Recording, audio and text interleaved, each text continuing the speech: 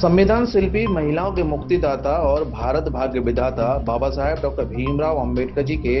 135वें जन्मदिवस के अवसर पर Milton public school Awadhpuri Agra में एक संगोष्ठी का आयोजन किया गया। बाबा साहेब को समर्पित संगोष्ठी के मुख्य अतिथि पूर्व चेयरमैन टीएससी, भारतीय रेलवे, भारत सरकार रमेश चंद्र रतन एवं मिल्टन पब्लिक स्कूल के सीएमडी डॉक्टर राहुल राज ने बाबा साहब के चित्र पर माल्यार्पण कर संगोष्ठी का शुभारंभ किया। संगोष्ठी में शामिल छात्र छात्राओं को मुख्य अतिथि रमेश चंद्र रतन ने भारत की प्रगति और भारतवासियों के साथ विशेष रूप से महिलाओं को सामाजिक कुरीतियों की जंजीरों से स्वतंत्र कराने के लिए बाबा साहेब के योगदान और संघर्ष के प्रति जागरूक किया। साथ ही मोदी सरकार द्वारा बाबा साहेब के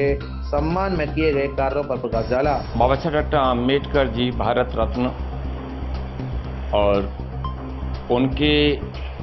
136वीं जन्म जयंती के उपलक्ष्य में मैं दिल्ली से चल कर के मेरा कार्यक्रम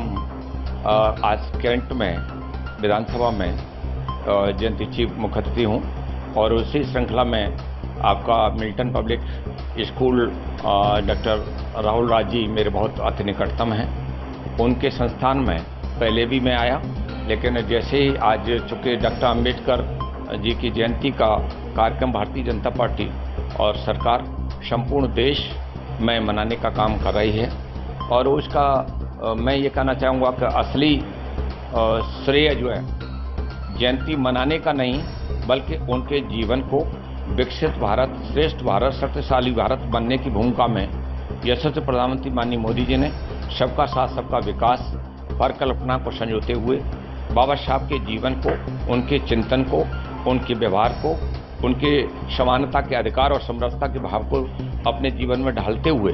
जिस तरीके से भारत सरकार की सारी योजनाएं हैं उसी परिकल्पना को जो पूरा करने का कार्य किया है। और बाबा साहब डॉक्टर अम्बेडकर एक ऐसे व्यक्ति जिन्होंने जो है मोदी जी ने सबसे पहले जो है संसद में जाने के लिए और प्रधानमंत्री बनने पर एक ही व्यक्ति हैं जिन्होंने कहा कि आज देश का प्रधानमंत्री मैं बना हूं तो बाबा साहब डॉक्टर अम्बेडकर की बदौलत बना हूं। उन्होंने अपने कुनबे और परिवार से संजोया, लेकिन ये मोदी जी की सरकार आई तो इन्होंने पंच तीर्थ स्थल में, चाहे लंदन का जहाँ उन्होंने शिक्षा प्राप्त की, चैत्य भूमि जहाँ उन्होंने उनका जो अपना जीवन का अंतिम स्वरूप रहा हो, दीक्षा भूमि और मऊ छावनी जन्मस्थली, तो इस तरीके से पंच तीर्थ स्थल का इतिहास लिखने के साथ साथ जो परिकल्पित बाबा साहब की जो सोच थी, जो उन्होंने संविधान के संयोजन में चिंतन, जो आर्थिक नीतियों के बारे में, संसाधनों के मामले में जो भी कल्पना की थी, उन वर्ग, उन वंचित समाज के लिए, उन पिछड़ों के लिए, उन महिलाओं के लिए कि एक तरफ 1950 में हिंदू कोड बिल प्रस्तावित की बाबा साहब ने, तो मरहूम जवाहरलाल नेहरू और कांग्रेसियों ने तमाम तरह की टिप्पणियां की और लोगों ने यहाँ तक कहा कि नारी चंडी है, नारी व्यंग है, पैरों की जूती है, इसे पैरों में रहने दो, तब भी हिंदू कोड बिल प्रस्तावित नहीं की और पारित नहीं होने दिया। बाबा साहब ने त्यागपत्र देने का काम किया। लेकिन आज पुनः नारी शक्ति अधिनियम को लेकर के मोदी जी लेकर के आए, लेकिन कांग्रेस ही भूल गए 1950 के पीरियड को। आज फिर वो उन्होंने विरोध करके जो दिखाया कि वो नारी के विरोध में थे, दलितों को विरोध में थे, दलितों को हित में होते तो डॉक्टर अम्बेडकर को भारत रत्न देते, उनको जो है 2.5 गज जमीन भी मिलती। बल्कि मैं तो आज इस मौके पे आपको ये भी बताना चाहूँगा कि बाबा साहब की डॉक्टर जब 6 दिसंबर 1956 को अंतिम सांस हुई तो उनकी डेड बॉडी के लिए भी इन्होंने जो है संसाधन जो है एयरपोर्ट तक नहीं जुटाए। वहाँ की सामाजिक जो संस्था हैं उन्होंने बाबा साहब की डेड बॉडी तक एयरपोर्ट और बॉम्बे तक पहुँचाने का काम किया। तो ऐसे लोग बाबा साहब के बारे में, संविधान के बारे में किस हैसियत से कहते हैं? जो बाबा साहब ने संविधान 2 साल 11 महीने 18 दिन में लिखा और बाबा साहब संविधान के लिखने के साथ साथ जिस तरीके से उस पर भी उन्होंने एक तरह तरह की टिप्पणियां करने का स्वरूप, और कहते हैं संविधान को लेकर के हाथ संविधान रक्षक। अगर संविधान जो है भारतीय जनता पार्टी के लोग संविधान को संशोधित करना चाहते तो क्या पंच तीर्थ स्थल बनाते? क्या संविधान दिवस पर पार्लियामेंट पर चर्चा कराते? क्या बाबा साहब को सीमित दलितों को मसीहा के रूप में रखते? और पूरे विश्व में अम्बेडकर जयंती को मनवाने का काम किया। आज भी भारतीय जनता पार्टी पूरे देश में जन जागरण कर रही है और जीवन खाली एक उत्सव के रूप में मना रहे हैं कि जो दिशा, चाहे वो पानी का निबंधन हो, संसाधन हो, चाहे सारी योजनाएं हो, चाहे जितनी भी आर्थिक नीतियां हों, और जनधन योजना का भी जो बाबा साहब का ही सपना था, बाबा साहब ने जो अपने शिक्षा अध्ययन में जो जीवन लिया, तो वो परिकल्पित जो है मोदी जी ने अपनी योजनाओं में, अपने संसाधनों के, अपने आर्थिक नीतियों में चलाने का काम किया है। श्रृंखला में आज इस मिल्टन पब्लिक स्कूल में डॉक्टर राहुल राज जी ने संगोष्ठी के रूप में आज ये कार्यक्रम, मुझे खुशी है कि जब तक नवयुवक हैं, छात्र छात्राएं हैं, इनको बाबा साहब के बारे में सही जानकारी नहीं मिलेगी। मेरा दावा है कि यदि बाबा साहब डॉक्टर अम्बेडकर को हिंदू कोड बिल पर कांग्रेसियों ने बौनी टिप्पणियां की थी, नारी चंडी है, नारी व्यंग है, पैर की जूती है, सिर पर मत रखो, जिस तरीके से दलितों के साथ कहने का काम किया, वही नारी के साथ था। मैंने आज बच्चों को कहा, न छात्राओं को कहा कि असली पूजन दैव्य रूप के में अगर करना चाहिए छात्राओं, तो आज आपको जो अधिकार मिला है पढ़ने का, चलने का, जाने का, या शिक्षा पाने के साथ साथ नौकरी पाने का, ये डॉक्टर अम्बेडकर की बदौलत है, किसी और की बदौलत नहीं है। बड़ा स्पष्ट कर देना चाहता हूं, जय भीम का मतलब जाति नहीं है, जय भीम का मतलब आरक्षण नहीं है, जय भीम का मतलब कोई किसी तरह का ऐसा, जय भीम का मतलब है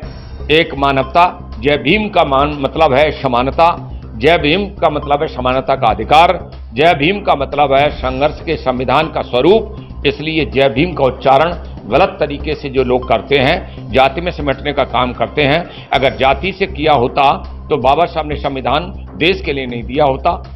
किसी जात के लिए दिया होता, किसी अपनी बिरादरी के लिए दिया होता। बाबा साहब एक ऐसे व्यक्ति हैं जिनको निजाम हैदराबादी ने कहा, बाबा साहब रियासत ले लो, तिजारत ले लो, हीरे ले लो, लेकिन इस्लाम ग्रहण कर लो। लेकिन बाबा साहब ने कहा कि मैं ऐसे किसी स्वरूप को नहीं चाहूंगा जो भारत की अस्मिता के साथ विरोध के रूप में सोचे। बाबा साहब जम्मू कश्मीर के 370 के खिलाफ भी थे, लेकिन मोदी जी की सरकार ने 370 को हटाने का कार्य और आज इस समान व्यवहार का जो कार्य कर रहे हैं, मैं कहना चाहूंगा 100% बाबा साहब की उस समरसता, बंधुता, भाईचारे का, समानता के अधिकार को लेते हुए जो आगे बढ़ रही है सरकार, ये इसलिए ऐतिहासिक पर्व मना रही है। उस सब के रूप में ये जन्म जयंती का कार्यक्रम है, जो आज भी जो कैंट में जो मनाया जाएगा उसमें भी मैं शिरकत करूंगा। लेकिन देशवासियों से अपील करूंगा कि देशवासियों, देश में हूण आए, शूण आए, मुगल आए, और आज ये विपक्षी लोग ये टुकड़े जाति में बांटने, भ्रम पैदा करने का कार्य कर रहे हैं। मोदी जी की सरकार जो समरसता का भाव लेकर के समुचित भावनाओं को कद्र करते हुए श्रेष्ठ और शक्तिशाली देश बनने की भावना में, तभी तो नारा जो जागृत किया था, सबका साथ, सबका विकास, सबका प्रयास, तो इसलिए उसी को लेकर के मोदी जी चल रहे हैं और उसमें हम सबको बढ़ चढ़ के हिस्सेदारी और बाबा साहब डॉक्टर अम्बेडकर को चिंतन मनन करते हुए उनके पद चिन्हों पर सरकार चल रही है। संविधान शिल्पी बाबा साहब डॉक्टर भीमराव अंबेडकर की जयंती के अवसर पर आयोजित संगोष्ठी पर बताए गए बाबा साहब के योगदान और संघर्ष को छात्रों द्वारा बड़ी गंभीरता और ध्यान से सुना गया। सीएमडी डॉक्टर राहुल राज ने कहा कि बाबा साहब ने देश को शिक्षित बनो, संगठित रहो, संघर्ष करो का नारा देकर शिक्षा की अलग जगाई, जिनकी सीख और नारे को देश का प्रत्येक परिवार अपना कर अपना विकास सुनिश्चित करा है। बाबा साहब डॉक्टर भीमराव अंबेडकर ने एक जाति धर्म के नहीं, सब समाज, धर्म, जाति की स्वतंत्रता, समान सम्मान और हक अधिकारों की रक्षा हेतु संविधान लिखा। संविधान के शिल्पी और भारत को रीढ़ की हड्डी देने वाले डॉक्टर भीमराव अंबेडकर साहब को मैं सशक्त नमन करता हूं और उनके संविधान के कारण आज हमारे समाज के अंदर महिलाओं की स्थिति सुधरी है,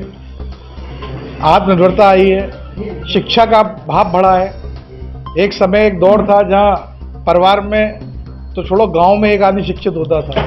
लेकिन डॉक्टर भीमराव अंबेडकर जी के नेतृत्व संविधान बना और उनकी जीवन शैली जो रही उससे लोगों ने प्रेरणा ली। आज हर घर में कम से कम 70 से 80% लोग शिक्षित हैं। कोई एक आध बुजुर्ग व्यक्ति हो जो पुराने समय का नाम भले ही रहा हो, लेकिन आज हम लोग कहें तो पूरा भारत शिक्षा की ओर अग्रसर है और ये सब मुमकिन हुआ है तो डॉक्टर भीमराव अंबेडकर जी की वजह है। हम शैक्षिक संस्था का संचालन करते हैं यहाँ और वास्तविकता में बता रहे हैं कि बच्चों को उदाहरण देते हैं कि अगर आपको जीवन में कोई बदलाव करना है, अगर परिवार का नाम करना है, कोई समाज बदलाव आप चाहते हैं, डॉक्टर भीमराव अंबेडकर जी का आप चित्रण करें, उनका जीवनी पढ़ें, उनके संघर्ष को पढ़ें। जो लोग कहते हैं कि हम पे संसाधन नहीं है, बच्चे हम पे अच्छे संसाधन नहीं है, घर में एसी नहीं है, हम कैसे पढ़ें, हमें गर्मी लगती है, लाइट चली जाती है, तो इनकी जीवनी को पढ़ें तो उन्हें पता चल जाएगा शिक्षा कैसे ली जाती है, वो कितने परिश्रम होते हैं। आज माँ बाप इतने बड़े बड़े स्कूलों में बच्चों को पढ़ाते हैं, इतना पैसा खर्च करते हैं, एसी स्कूलों में पढ़ाते हैं, फिर भी बच्चा उस ऊंचाई को नहीं छू पाता है, क्योंकि जब तक अंदर से पढ़ने का भाव डेवलप नहीं होगा, जब तक आपके अंदर से क्रांति नहीं होगी, तो शिक्षा में आप बहुत ऊंचा नाम नहीं कर सकते और ना ही अपने परिवार का नाम कर सकते हैं। तो मैं इस मौके पर आज हमारे बीच मुख्य वक्ता के रूप में डॉक्टर रमेश रत्नेश रत्न जी रहे, जिन्होंने बच्चों के बीच में आकर शिक्षा के महत्व को और कलम की ताकत को पहचानने की शक्ति उनके अंदर जो पैदा करी है, मैं उन्हें हार्दिक आभार करता हूं मिल्टन परिवार की ओर से, और समस्त भारतवासियों को एक केवल संदेश देना चाहता हूं कि हम भारतवासी हैं। हमें जिसके जीवन से जो प्रेरणा मिले, अंबेडकर जी के जीवन से प्रेरणा मिले उसको ग्रहण करें, सुभाष चंद्र बोस जी के जीवन से प्रेरणा मिले उसको ग्रहण करें, और जो भी हमें अच्छा हमारा आइकॉन लगता है, हर व्यक्ति का रोल मॉडल होता है, आप अपने जीवन में किसी एक को रोल मॉडल बना लीजिए, अपने पुराने क्रांतिकारियों को बना लीजिए, जिसको जिस फील्ड में अच्छा लगे, आप खेलकूद में अच्छा लगता है उसको रोल मॉडल बना लीजिए, तो कम से कम आपको अपने जीवन का लक्ष्य निर्धारित करने में दिक्कत नहीं होगी, और उनकी जीवनी को जब पढ़ेंगे तो आप लक्ष्य तक निश्चित पहुंचेंगे। जय हिंद, जय भीम, जय भारत।